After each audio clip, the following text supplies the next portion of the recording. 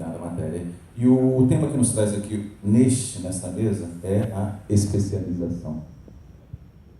Do ponto de vista da coordenação jurídica do Conselho Federal de Medicina, não posso falar da especialização sem antes falar do núcleo central de atividade do médico.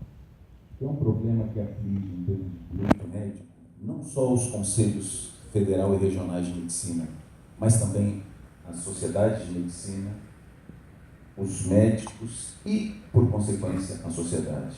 Então, antes de falar da especialização em medicina, doutor Giancarlo, gostaria de passar pelo núcleo da atividade médica, que é o ato médico.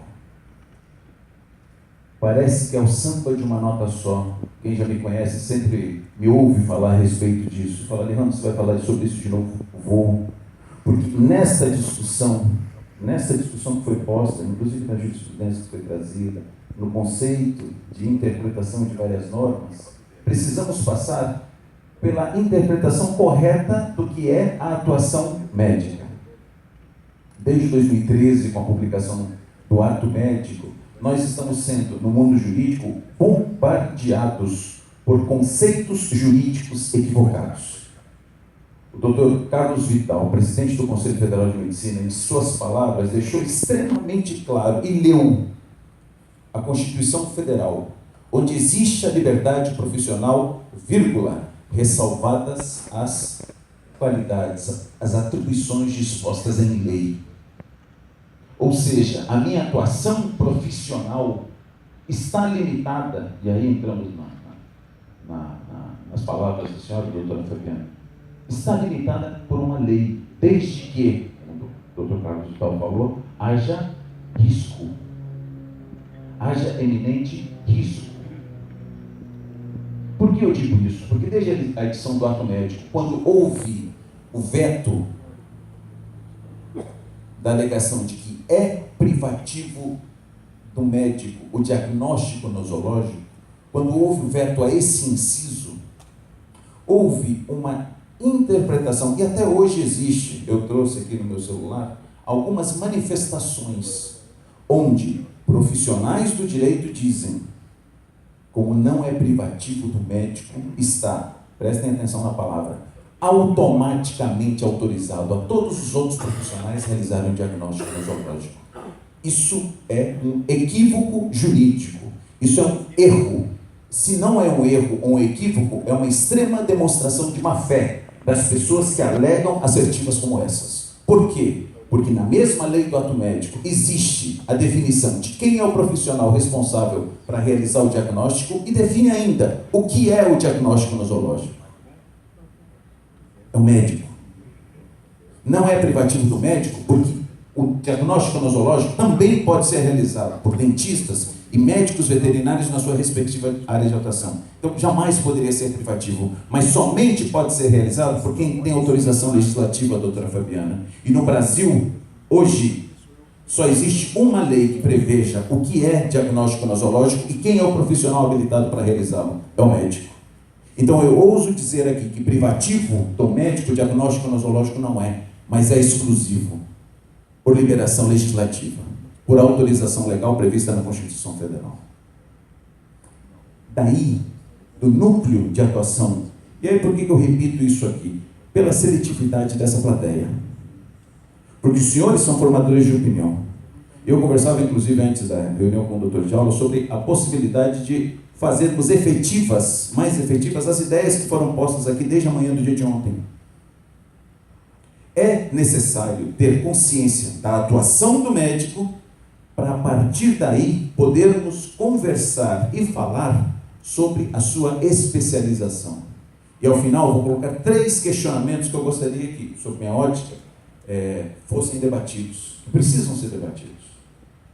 Definida a atuação do médico, diagnóstico nosológico, tratamento de doenças, tudo disposto numa lei específica, clara, inequívoca, sem qualquer tipo de margens a construções interpretativas. Não, está na lei. Existe outro profissional? Pode existir? Pode. Se faça uma lei autorizativa expressa, nos termos do que a Constituição Federal diz. Posto isto, vamos à especialização. E o Dr. Carlos Vital, presidente do Conselho Federal de Medicina, sabe da minha luta, da nossa luta, respeito à legalidade, principalmente nos atos realizados pelo Conselho Federal de Medicina.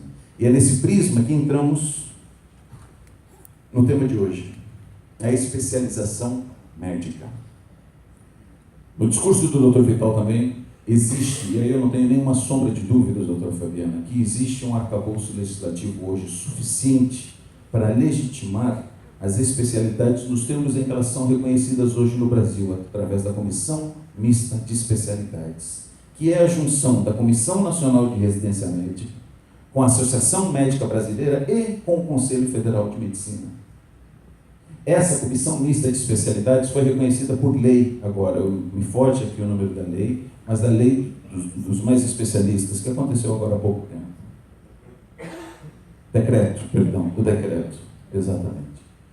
Ou seja, existe essa autorização legislativa para que a Comissão Mista de Especialidades, através da Comissão Nacional de Residência Médica, Conselho Federal de Medicina e Associação Médica Brasileira, continuem fazendo o que já vinha sendo feito há vários anos e referendados várias vezes pelo Superior Tribunal de Justiça, no sentido de que as especialidades e a validade dos títulos de especialista estão intimamente ligadas à sua origem, ou seja, a origem da Comissão Mista de Especialidades, que prevê dois tipos de título: o título de residência médica e o título de especialista proveniente de uma sociedade ligada à Associação Médica Brasileira. Hoje, o grande tema, o grande debate, o pujante, em relação a isso eu não tenho tanta dúvida, eu tenho praticamente uma certeza de que existe essa previsão legal e o entendimento jurisprudencial bastante difundido nesse sentido. Hoje a minha pergunta vai um pouco além. A minha pergunta vai no sentido de se determinadas especialidades deviam ser realizadas somente por médicos especialistas. E o Dr. Vital foi extremamente claro no posicionamento institucional que o Conselho Federal de Medicina tem de respeito às leis. Hoje, nos termos em que as leis se encontram, o posicionamento do Dr. Vital é o mesmo que o meu. Nós não temos esse poder. Mas a evolução da sociedade, que a senhora defendeu no começo da sua fala, a evolução do pensamento, a evolução da interpretação da norma, a própria evolução da interpretação do que é o poder de polícia dos conselhos de fiscalização profissional, inseridos aí os conselhos de medicina, nos traz novas luzes. No campo prático, nós recebemos algumas manifestações judiciais, e essas manifestações judiciais, como debatedor, posso disponibilizar isso a quem tiver interesse, tanto decisões judiciais que reafirmam a questão da exclusividade do ato médico, como essa decisão que eu vou dizer agora, que em determinados casos, sim, é possível se exigir uma qualificação mais efetiva do médico no trato de determinada especialidade. Por quê?